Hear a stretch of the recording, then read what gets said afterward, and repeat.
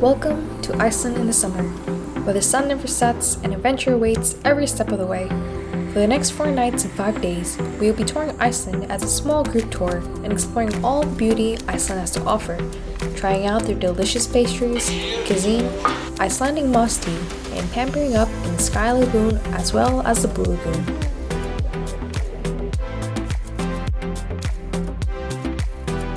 The first tour of our trip was touring the south coast of Iceland, which included locations such as Skogafoss and Black Sand Beach.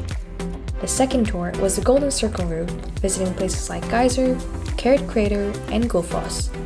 As soon as we arrived to Iceland, we took Flybus to Reykjavik, which only costed us $28 USD per person, and headed to our first location to grab some breakfast, Cafe Babalu. This place is a must-visit for their unique vibe and amazing decorations, but mostly their grilled cheese and tomato soup is phenomenal. Incredibly stretchy cheese and flavorful tomato soup.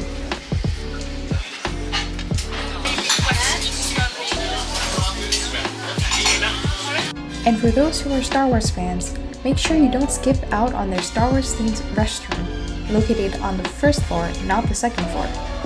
Originally, our plans were to visit the Blue Lagoon. However, due to the volcanic eruptions near the lagoon and facilities being closed, we quickly changed our plans and headed to Sky Lagoon by taxi, which was $35 US one way from Reykjavik. Because of last-minute changes and last-minute bookings, we had to purchase a Sky Pass as our Pure Pass was fully booked. But we are glad we booked the Sky Pass, which gave us access to the private changing room and the 7-step ritual. And we definitely recommend you trying Iceland's apple cider, because it's very delicious. After spending a couple of hours at Sky Lagoon, we headed back to Reykjavik to try Icelandic cuisine at Cafe Loki with a beautiful view of the Church of Iceland. We ordered traditional meat soup, mashed fish, lamb shank, and fermented shark. Fermented after 3 months, they hung up and let it dry. Is that right? Thank you. And then we go the red bread with the mashed fish. Thank you. The traditional lamb soup was perfect to warm up from the cold, and the rye bread has an amazing texture of being grainy yet chewy. The lamb was very tender and by far the best tasting one in Reykjavik. And for those who don't like the smell of lamb, the way they cook the lamb, you can barely notice the aroma of the lamb. We definitely recommend trying this dish at least once. My personal favorite was the mashed fish, never expecting to taste so pleasant and flavorful in a single bite.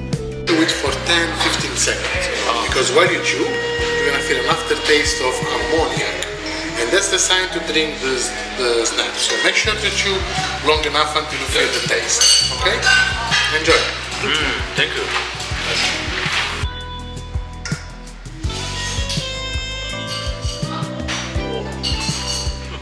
The fermented shark is definitely a challenge. Its strong aroma is not for everybody, but everyone should give it a try. You chew the shark until you feel this sensation which you cannot miss, and wash it up with a shot of Brennivin. The first thing we did the next morning was head to the bakery Brod & Co., known for their delicious cinnamon buns. We got 3 kinds of cinnamon buns, some coffee, and headed back to our hotel to munch on them before heading back out for our tour. One maple? This one? Yeah. Anything else? 1 coffee, 2 coffees? 2 coffees. 2, yeah. They offer a variety of different pastries, so please check them out whenever you get the chance. Now heading to our tour bus after breakfast. By the way, the tours were booked with Viator. When booking your tour, you can either choose to go to the meetup destination or choose to get picked up at a spot. These were the 2 tours we booked, and we will leave the link in the description below so that you can book them as well. In our case, we chose to get picked up from bus stop 9, which was only a 6-minute walk away from our hotel. The Golden Circle, right? Now, Iceland being a volcanic island, it is very important that we don't step on the moss forming over the formations. The moss is what helps the land become fertile more quickly. Stepping on the moss will only kill them, and we won't know when they will grow back. You also can book visits there if you have more curiosity to see how they work here on the geothermal. The first stop of our tour was Skogafoss. Although the weather wasn't very clear and rather rainy, the waterfall certainly took the attention away from the rain.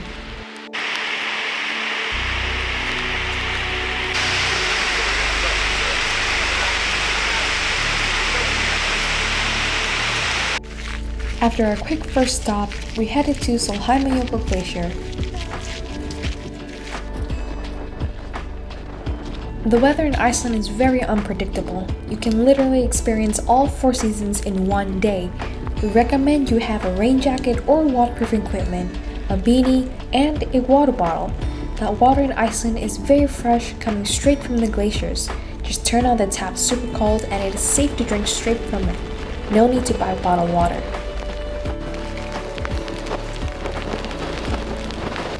The third stop of our tour was Black Sand Beach. Right by the entrance, there is a board with all the warning as there are sneaker waves here. Black Sand Beach. The landscape is truly breathtaking, even on a gloomy day. And although it may be tempting to get closer to the water, always remember that safety comes first.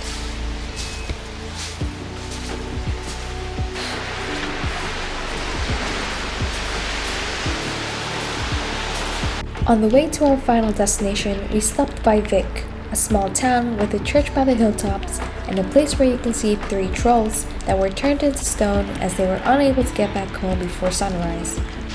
And our last stop for the day before heading back to Reykjavik, Seljalandsfoss. A secret treat for those willing to walk and get a bit wet.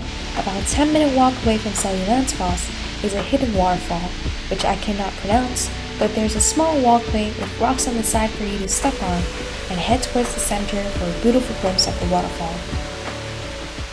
And to wrap up the night, we headed to Icelandski Baren, and yes, this was at 9 p.m. with no sunset. We were recommended this restaurant, which serves delicious Icelandic cuisine by a local from Cafe Loki. Here we tried whale, puffin, cod fish and chips, and perfect drinks to help us wind down for the night.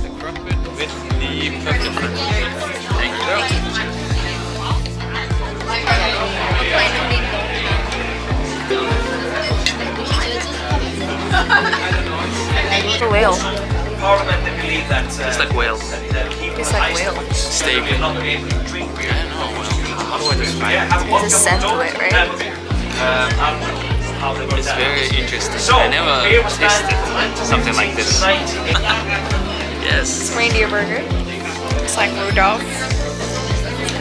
It's my cod Chips. My hands.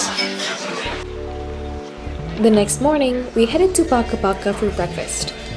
I got a ham and cheese croissant with a Swiss mocha, and my husband got some eggs with homemade sausage.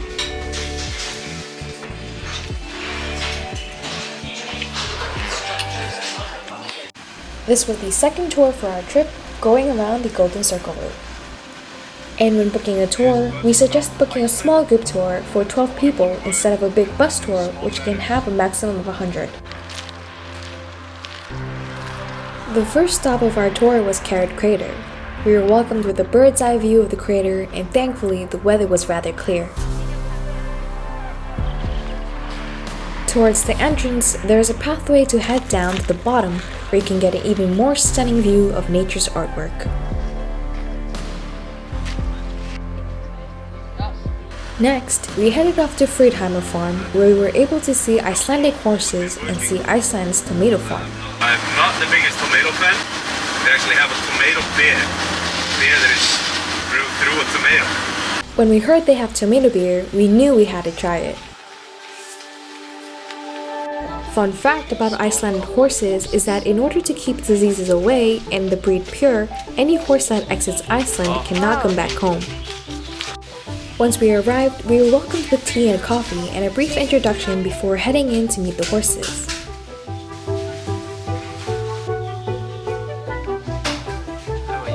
While we were meeting the horses, a show was being prepared to show us the tricks and talents Icelandic horses have.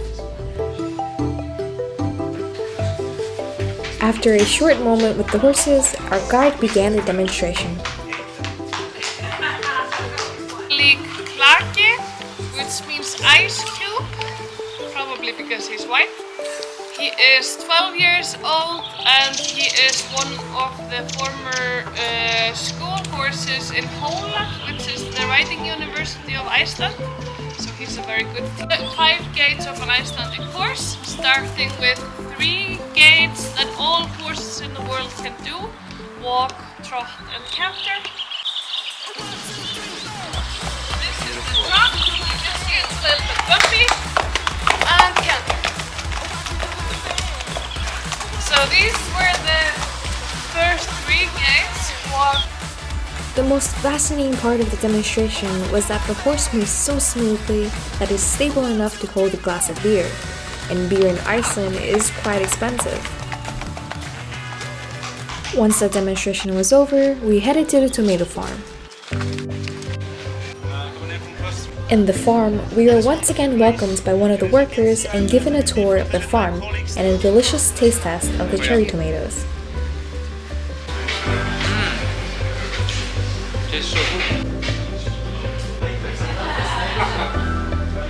Nice and lovely tomato beer. Then we have so many nice options and things that, and also something nice to eat. We are pretty famous because of our tomato soup. So if you want to try the best tomato soup in Iceland, you can do it over there.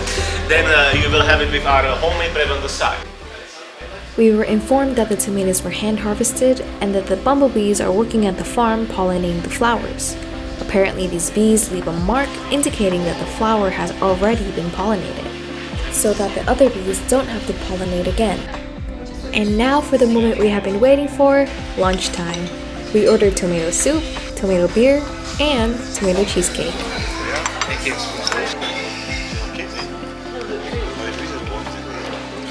Oh, there is biscuit.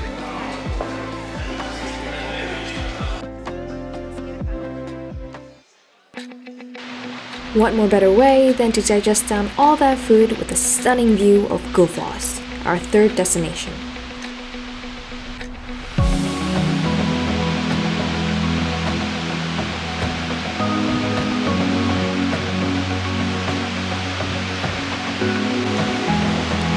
Now turning back around to Reykjavik, we headed to Geyser and Stroker. Although Geyser is no longer active, Stroker had eruptions about every 5 to 10 minutes.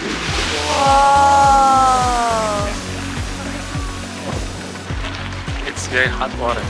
You can really smell the sulfur in the surrounding areas all around.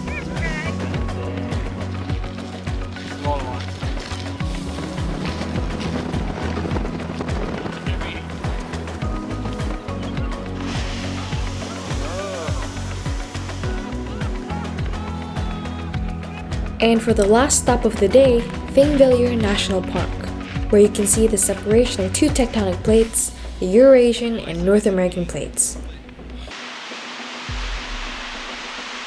During this entire day, my mind was actually on waiting for the news that Blue Lagoon would be open.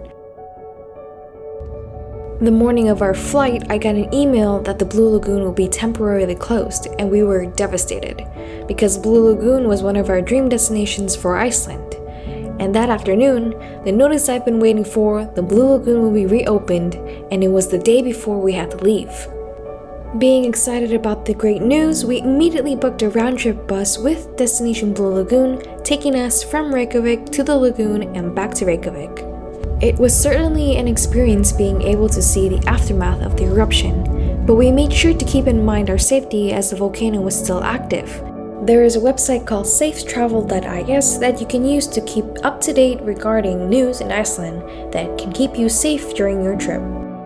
We were really lucky to be able to wind down from the past 2 days touring by relaxing at the Blue Lagoon. The cold wind blowing against your face while your body is submerged in warm water is the best feeling while relaxing. Hot dogs.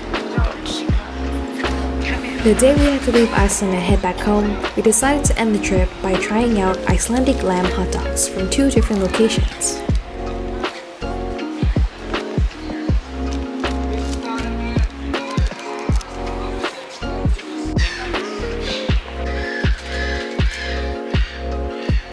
They were honestly both delicious, but make sure you try both to see which ones you like the best.